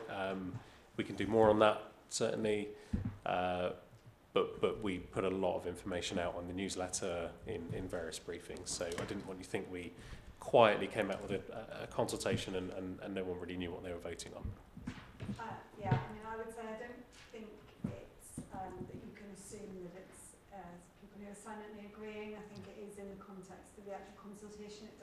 It is a very financial, formal document, and I know it does need to be that way, but but I think when people get to the section on de-delegation, which is at the end of the consultation document, they don't actually realise, you know, our vote counts in this, our vote is going to be presented to forum, and you know, I think to only have 9 maintained primary schools respond and then have a split vote 5-4 did put us as the maintained representatives in a very difficult position at the previous forum, where we felt that we simply did not have enough information, and we did have to go away, and as promised we did go away and we did discuss it, and we did give you a response you know, verbally prior to today's meeting. We do support the services, absolutely, but we do need to know that people are having value for money. That's our remit. We're representing all schools, we're not representing our own schools. We're not representing the votes necessarily that our own schools gave or did not give, or we are representing the sector, and I think it's really important to note that there aren't many of us. Obviously we know we've got some vacancies, so you know, just to reiterate, we do need to have more representatives from the sector on the forum, because these votes are required annually, and the votes are being asked of a small number of people. Okay, so what I'm hearing, sort of, notwithstanding there has been discussions and debates in various different forums as well, you as members were looking at responses from 9, and that was making it difficult for you, and so what you're saying is absolutely for the future we need to collectively find some way to get on paper more evidence of support or not support in order to do that. When would what sort of time would that consultation start? November, December, November time, is okay, it? so I think we saw the results of the consultation in November, but I think it was summer. Was it? I think No, it's July, which I think was also part of the timing. It was coming out as schools were wrapping up for summer. okay, because what I'm going to say is, can we make a note for an agenda item for the school forum before the consultation goes out to come back to this? I think it does anyway. I think it always comes here to say, can we are going to go to consult, but timing, Steve. It's the timing, because normally we get the DSG indicative settlement in July, normally the last day. If some holidays, then we don't have a holiday over summer while we work through it, and we issue the consultation in September, October. So I think it's the time with the DFE delays which are really impacting on it this time. Stephen, I think it's not at that stage it's not the numbers, it's how are you going to consult and how we're going to do it differently to get a better number. So if at the appropriate forum meeting, whether it's July, we can hear this is what we did this year and this is what we're going to do this year to improve things. And you know, the offer of us supporting with designing and working with that consultation is genuine, so please take us up on that. We really want to be in an informed position when November comes round.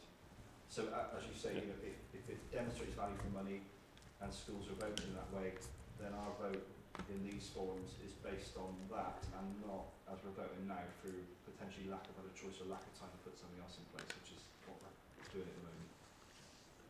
Okay. May I suggest that a trade union voice on that consultation, purely for information purposes, might be very useful.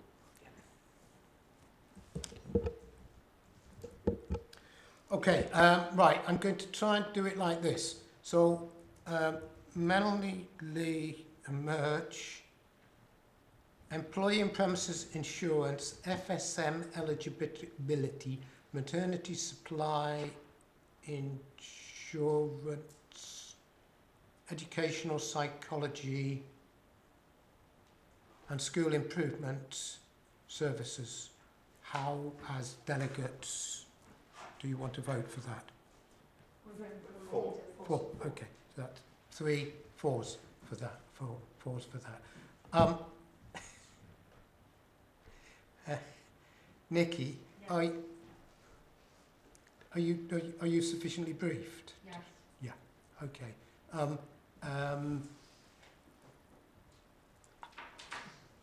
at the previous meeting, it was for employee in premises, FSM eligibility, maternity supply insurance, health and safety roving reps, and educational psychology. What's for those of those? Okay. Just to note on school improvement, I think on the consultation, so we have two secondaries. The consultation response, I think, was 1-4, and then I think in the meeting it was the other, I suppose, voting against. So it's just important to note that there's a split view from the two secondaries. Okay. Do you? What is your view on school improvement services, Wolfram? My view is to vote against. We're sourcing independently. But is that the view of you as an individual school, or you representing secondaries, maintained secondaries? And I think that's the role that you're. Then I would need to double check. Well, I mean, you are the representative today. We asked for opinion from the other secondary school, and none was forthcoming, is my understanding. For me, how I should represent this evening. I think that, I mean, their vote was yes, was to support, I think, wasn't it, in the formal consultation? Is that right, Steve? 50-50, yeah, one was for, one was against, so it wasn't split. And sorry, it's harder because there's two and it's split in half, so that does put you in a tricky position. So I can't guide you in terms of what the right decision is. I can only say that the two schools are not in complete agreement as to how the vote. Sorry, can I just say though, I think, so where it says 2nd of December, that was post the forum meeting when we met and discussed the issues and agreed to defer our trade union decision till today. And it's my understanding that 4th of December, where it says representatives, was also the Ellington Secondary Schools meeting outside of the forum, post-forum. I think that was what was That's agreed. my understanding. My understanding, Dell went away and then committed to give a combined response, which is the 4th of December. Okay, that's helpful. Is that?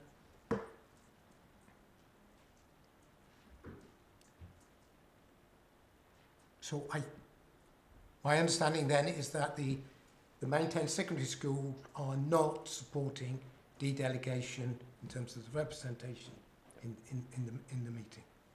That's my understanding. Okay. Okay. So the last item we've not discussed today, but there has been lots of discussion, is on trade union facility time, which the maintained primary schools deferred last time and the maintained secondary schools on the 4th of December were for. So comments and discussions on that, please. So I think if perhaps if I comment anything. No, after you, Vic, please. Yeah, thank you. I think so. There was a discussion. There's been, I think, a paper circulated with a bit of a fact sheet of, how this works. Schools do have to offer facility time to allow the unions to undertake the support that they do to their colleagues. So the dedelegation financially makes it more straightforward in that the funding is then taken out of the budget and then does that rather than, I suppose, unions or another party kind of invoicing each school individually to ask for that funding and getting into an industry. So my simple kind of explanation, understanding of this is that this is really enabling the unions to be able to undertake their work smoothly and avoid a big administrative bureaucracy around how it's funded. But obviously Forum needs to make its own decision as to how best to support the unions in doing their work. But I'll hand to my colleague. That's pretty accurate, actually, because it's quite historic and a fairly nuanced way that this is funded that not many people know about. And I didn't realise until last week just how niche this actual topic is. Just to correct one thing, the unions would never invoice a school for the time of a caseworker. In fact, I'm employed by St Mary Redcliffe and Temple School. And so if anyone were to send anyone an invoice, it would be my head teacher invoicing a school for my time to go and conduct casework in their school.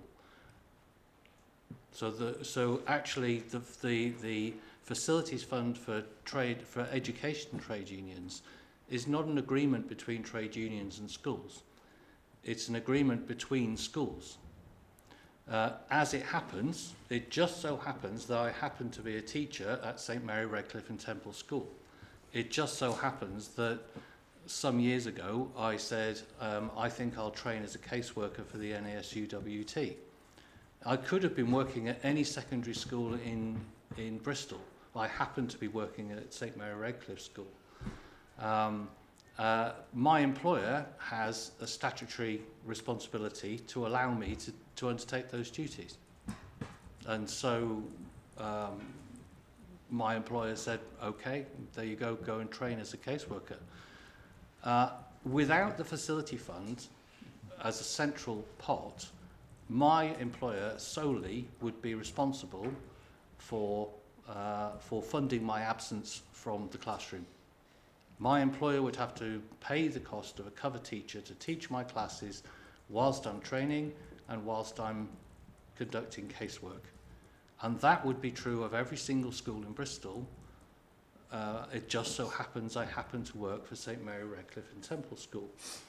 So just at the risk of digressing slightly, the history of this is, first of all, it was considered when trade union representation in schools first started, and going back 50 or 60 years now, that schools uniquely needed trade union representatives and caseworkers who had experience of being teachers, as opposed to professional trade union negotiators and employment rights solicitors. And so it was decided that unlike other unions, the teaching unions were different. They were led by teachers. They're lay-led. And it was regarded at the time, in my opinion, quite sensibly, that people should be practicing teachers in order to converse in a language that head teachers and other people in schools would understand, to try and oil the wheels. And the way that that was facilitated was each school could have their own trade union representative if they wanted to. But it was decided back when every school was a local authority school that every school would basically pay some money into what was essentially an insurance pot. So if you happen to be the school that happened to have the local secretary working for you, then the money that you would lose for upholding your statutory responsibility to release that person, you can't not release them. You have to release them. Trade Union Labour Relations Act. And so all the other schools said, well, okay, well, rather than you bearing the entire cost of that, because we all benefit from it, because the caseworkers and the negotiation and all that goes along with it works with every single school in the local authority, because we all benefit, it was decided that the schools would put the money into a pot, and whichever school happened to have the caseworker released at that time could remunerate themselves from this central pot. So the facility fund really has very little to do with the trade unions. It is an agreement between schools for schools collectively in Bristol to pay into a central fund so that those schools who have qualified caseworkers like myself, who have a statutory duty to release them, do not bear the cost on their own of releasing that teacher. The cost is borne across the whole of the local authority. And that's historically how it's worked for 50 or 60 years. The situation became a little bit more complicated thanks to Mr. Gove when the acceleration of the academisation programme, which particularly affected Bristol, meant that academies could decide whether or not to pay money into a collective fund. And therefore they were deciding at the same time whether or not they would benefit from centralised caseworker and negotiating and union support for their employees. I'm happy to say that the vast majority of academies and multi-academy chains, including the very biggest in Bristol, pay into that facility pot. They have a national agreement to pay into local authority managed facility funds, because for them they decided independently as independent multi-academy trusts to have a national agreement with the teaching unions that they would agree to pay into it.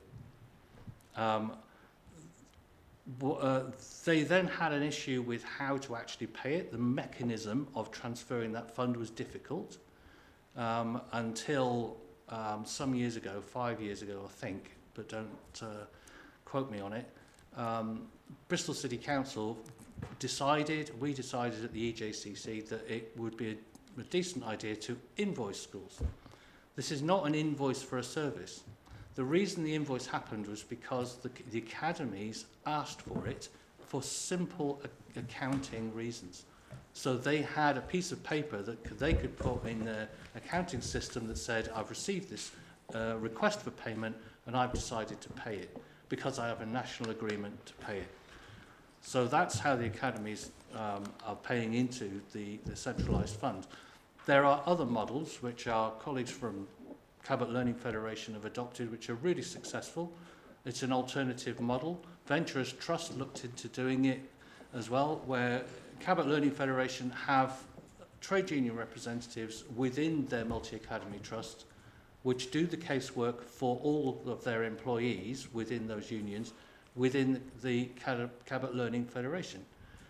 And so the money that they receive from the Department of Education, which has to be allocated to trade union funding, in a case of Cabot Learning Federation, is paid in-house.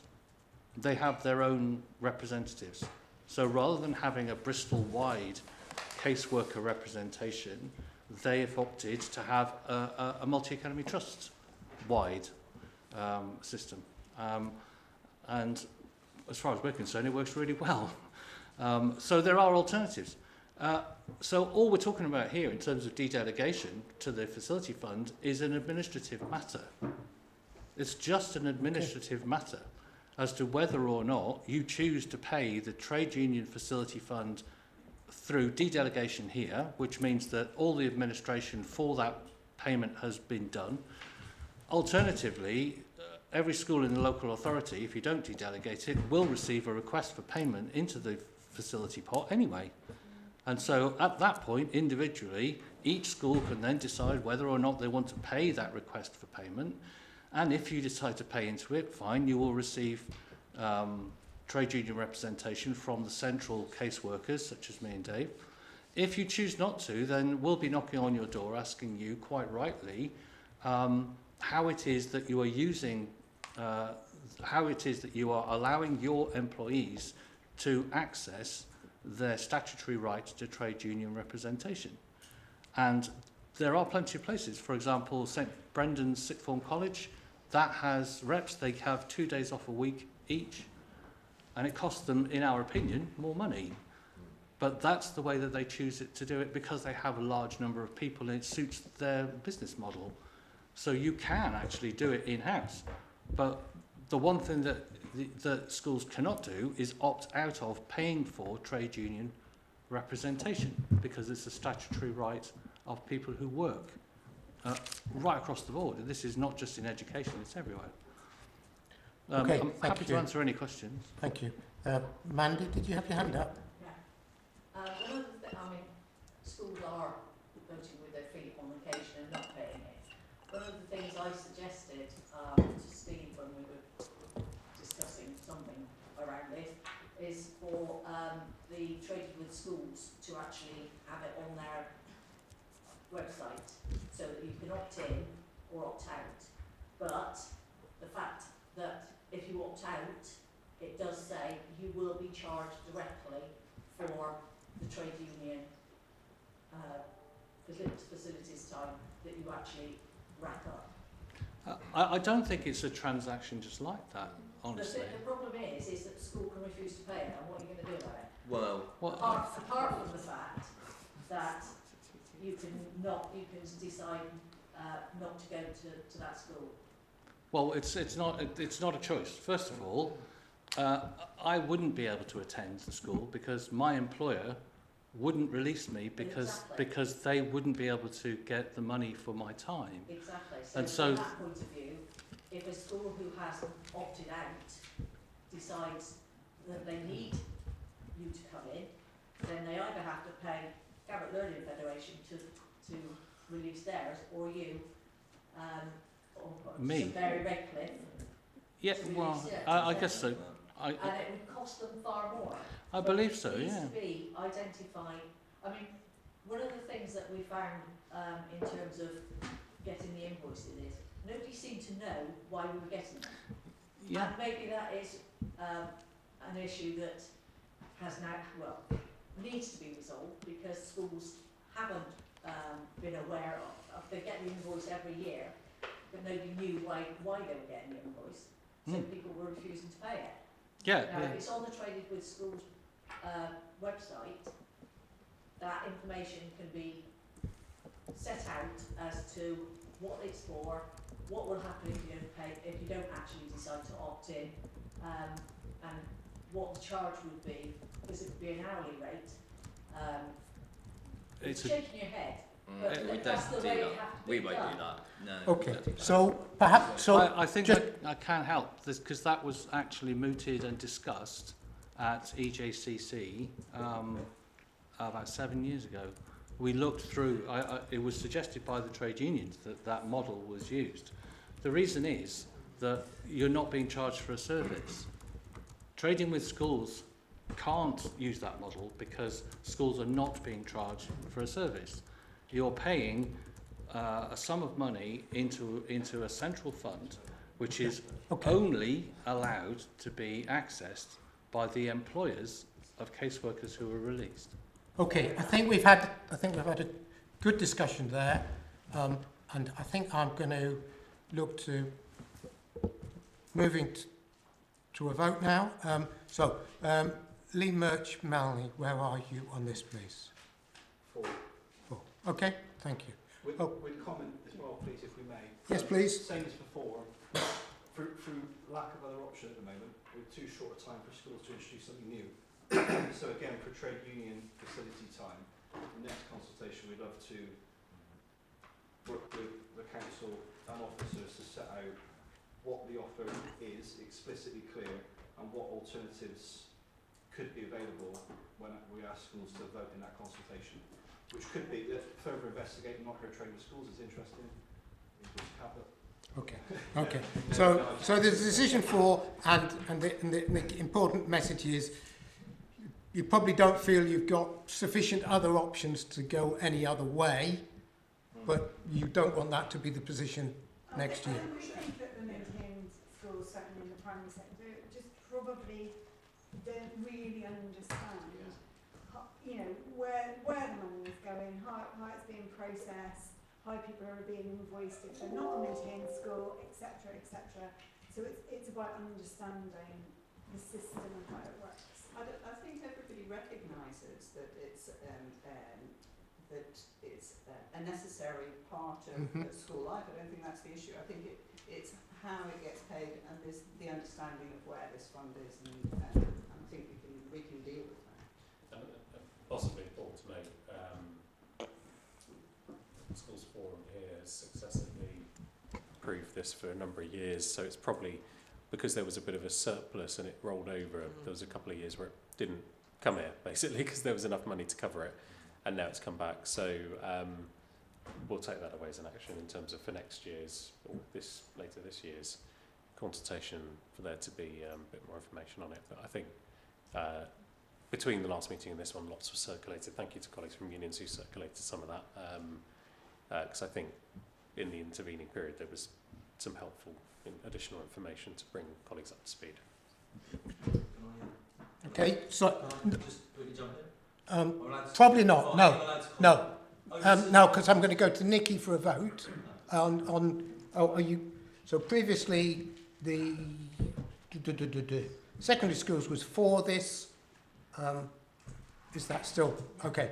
All right. So, David, say something if it's really important to say it. But we've done with the discussion. Something for to go forward, but Yep. thanks to Lee and what everyone said, it's really good. And I really liked what Lee said earlier about, you know, we need to look at more representatives. I think, and I think we have had a really hard choice. We just, you know, didn't have much information. But I think on our part, especially for many of you, I think what we can do going forward this year is talk to the heads individually and get their opinion, so that you've got like a union recognition agreement. So when we hopefully come to the next tour of 54 LA schools, we can you know, safely say, well, we've spoken to these many heads and they're quite supportive, and you'll feel as if you've got a clear picture. You know, if you've got like 45, 50 heads who are saying, yeah, we're happy to pay in, then you're not put in this position. You know, that would be our aim anyway. Yes, thank you. Thank you, David. It was a confusing position this week, as we were of the view, and still are, that we are voting on the transactional arrangements and not the level of support from unions. And there was a frustrating bit of correspondence, correspondence we had this week, which confused that, which we feel was unnecessary. I think we all had that. Everyone had Yes. that. Yeah, there was a couple of bits that we've had through. That energy is maybe better spent during the consultation process and not days before the vote, when, to be honest, it's already too late. Yeah. Yeah. Maybe. Yeah. I mean, maybe there's a need to consider the appropriateness of the wording in communications like that. I think. Sorry, you referring to the petition? Yes. Yeah, I didn't write that. I'm sorry, I'm not blaming anybody else, but I didn't do that. No. Maybe. Yeah, I didn't almost might have done more harm than good. Yeah? Yeah, but I do a job share, so there's two of us, so I'm sorry. I didn't want to. Well, me, Gov. I didn't like the wording, so no. I was offended anyway. Okay, I think any other business, in which case, I think we can say we're done. Thank you very much. Good to see everybody in person and see you virtually in the near future. Thank you, Chair.